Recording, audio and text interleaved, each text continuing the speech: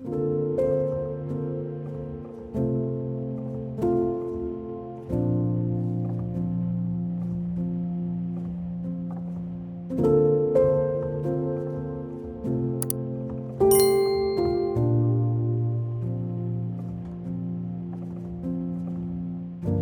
and welcome back to the channel.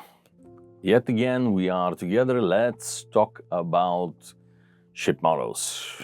When this channel was thought of, I had hoped that I'll be talking about maritime archaeology, about shipwrecks, about things that are actually of interest and no general information is available. But yet more and more I see myself being stuck or asked to talk about models and correcting. Today, for example, this video is going to be about, I was asked to talk about my favorite series of mistakes on models that we see again and again and again. Well, obviously the easiest and the first one in the group would be the flags. Beginners quite frequently show the flags blowing in exactly the opposite direction of the sails. Before you tell me that it is nasty of me to be criticizing beginning ship modelers, let me point out that actually the first in line for criticism would be Hollywood, the favorite bête noire of everybody. So why not blame them for this too? Of course, nowadays they no longer make these wonderful films of the 1950s and 60s, pirate movies, etc., which I always watched with great delight until my sailing father and history-oriented father started pointing out to me how all the sails are backed against the mast, demonstrating that the models were actually towed in the films. That was a shocker. Be this as it may, so the flags would be right up there on the top of list of favorite mistakes. The next in the group would be the rigging itself. You do not see very often shrouds being modeled in white color, but a certain very well-known ship modeler on her first model did it exactly this way because it was artistically beautiful. We shall not name the person to protect the very guilty.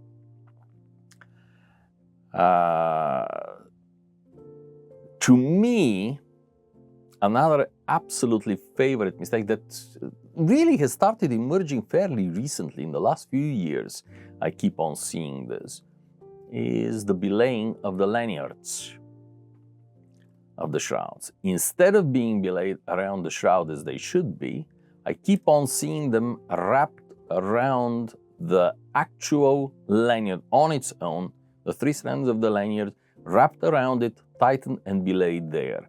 This was never ever done on any historical ship. This is newfangled invention.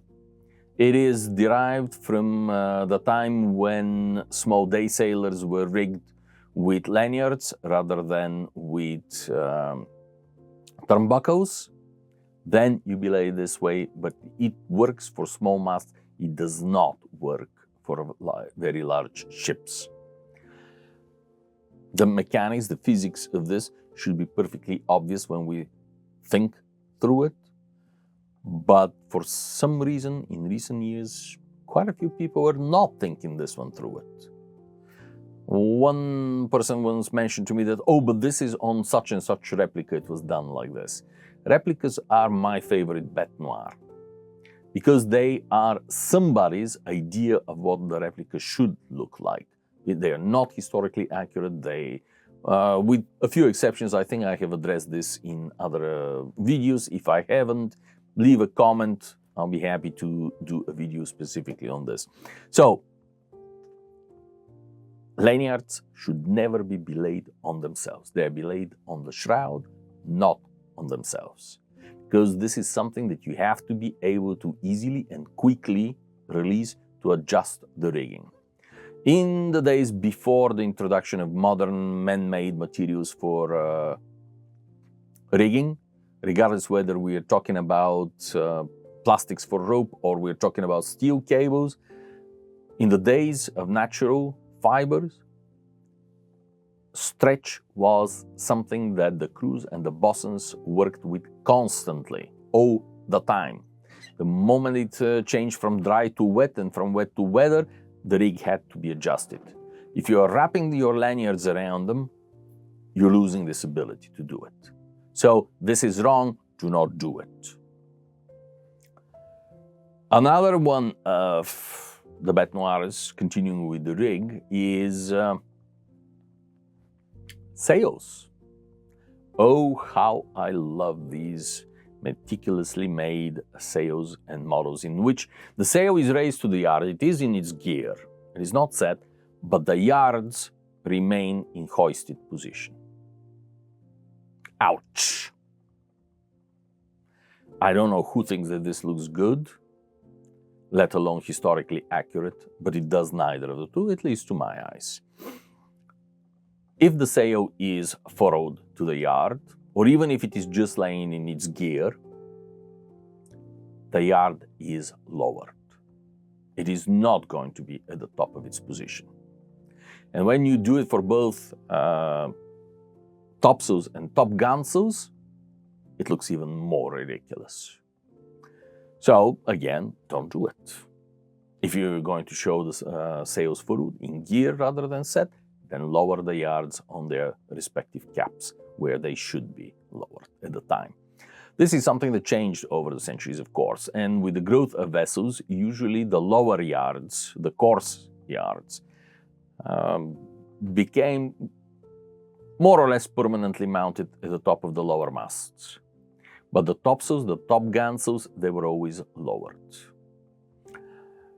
In fact, as late as the 17th century, you could still lower the lower yards in times of need. When Prince Rupert blockaded the Dutch coast in 1673, he survived at least 2 major storm systems. And in the logs from that campaign, Sir John Narborough specifically describes lowering the masts on the big 3-deckers to increase their stability.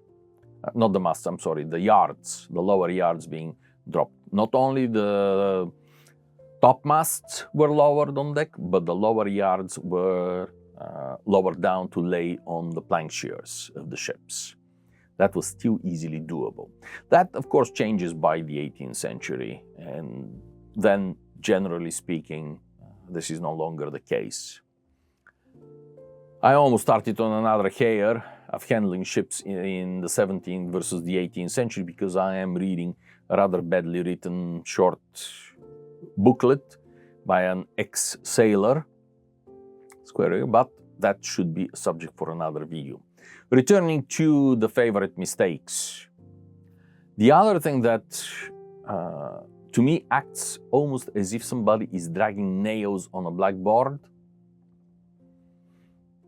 is seeing worn out paints or flaking paint on a warship. Flaking paints on the sides of the warship, dirty worn out decks on a warship, that nothing could immediately scream amateur as strongly as this. Warships had more than enough hands to maintain their ships.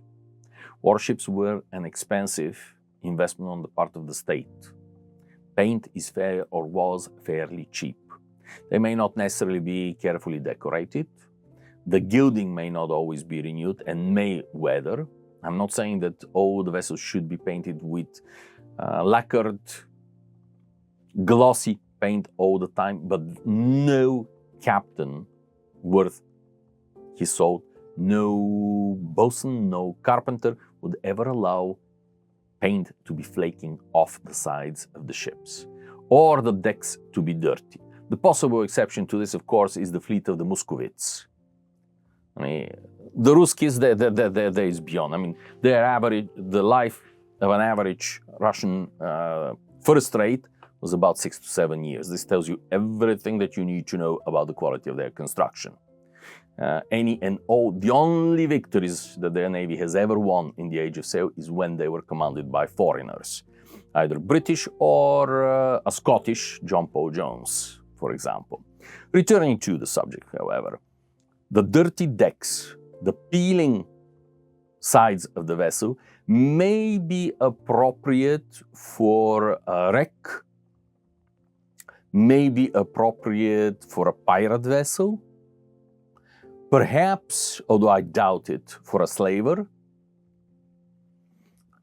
but for none of the other. Dirty ship, yes, if it is a whaler, that would be acceptable also, but not a warship of any of the major navies. And by the major navies, I mean, obviously, the British Navy, the French Navy, the American Navy, the Dutch Navy.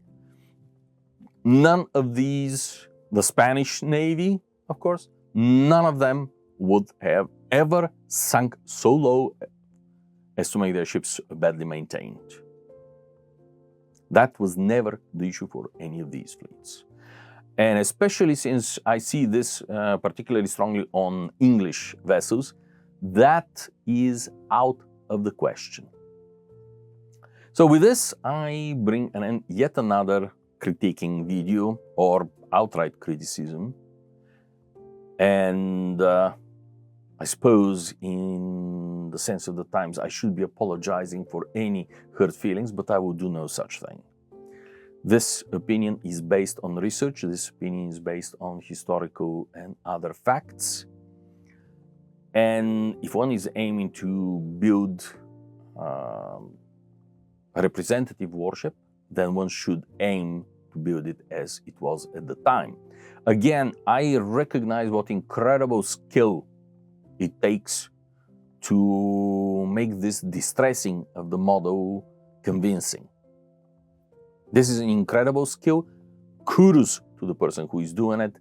Apply this to the right model. Whale ships, wrecks, pirate vessels, absolutely. Do not do it for first rates of the British Royal Navy. It just looks ridiculous. With this, thank you so much for watching. Thank you for commenting. One beautiful day, I will get back to answering comments. Thank you so much for your patience and understanding. A huge, huge thank you to the sponsors of the channel. It is thanks to you and mostly for you that these videos are being made. Thank you and goodbye.